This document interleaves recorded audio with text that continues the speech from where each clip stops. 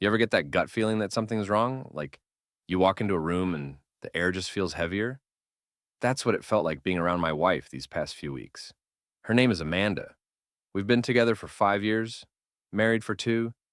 She used to light up when I walked in the door. Now it was like she barely noticed. And when she did, she was annoyed. She'd laugh at her phone when I wasn't near. Her messages were always work stuff. But Amanda works at a bakery. Since when do bakers text at 2 a.m.? I kept brushing it off. I wanted to believe we were just in a rough patch. Everyone has them, right? Maybe I'd been too stressed from work. Maybe I hadn't been present. So I planned a surprise for her birthday, a trip to the mountains, just us two, no distractions. But when I told her, she looked panicked. I don't think I can get time off, she said. There's a lot going on with the bakery. It didn't make sense. I knew the owner. I'd been to her workplace a dozen times. They were never busy in late fall. Still, I let it go. I didn't want to be that husband, the jealous one, the controlling one. But the paranoia stayed. Then something happened that cracked it wide open. It was a Thursday night when I got a weird text from my cousin Nate. Now, Nate's always been a bit of a party guy. Good-looking, smooth talker, always surrounded by girls. We used to be close growing up, but we drifted over the years.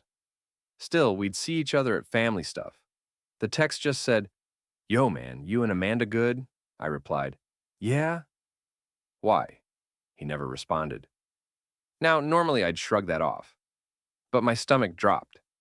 I stared at the screen, trying to make sense of it. What did he mean? Why would he ask that out of nowhere? I tried to call him. No answer. Later that night, Amanda was in the shower. I shouldn't have done it, I know that. But I picked up her phone. She had changed her passcode. That told me more than anything else.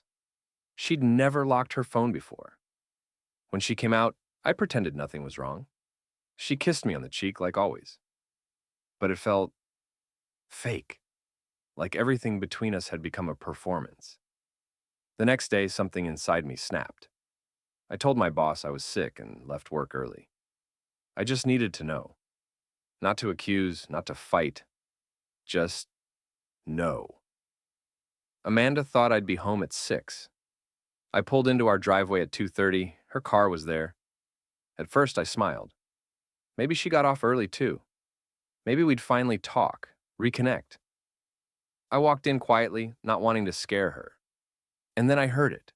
Voices, laughter, a man's voice. I froze. Then I heard his voice. Nate, my cousin.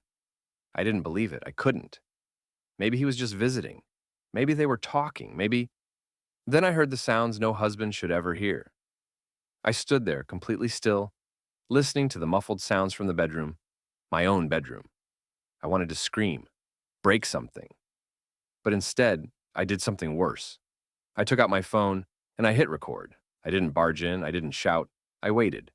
They eventually came out, laughing, clothes half on, looking smug and carefree. When they saw me, they froze like statues. Amanda's face went pale. Nate just stared, mouth slightly open. I didn't say a word. I played the video. Amanda started sobbing instantly. Nate just said, "Bro, I didn't mean for this to happen." Didn't mean for what? To sleep with my wife? To do it in my house? On my bed? I told them both to get out. I didn't yell, I didn't cry. I just stood there, silent, shaking. Amanda begged. She said it was a mistake, that it just happened.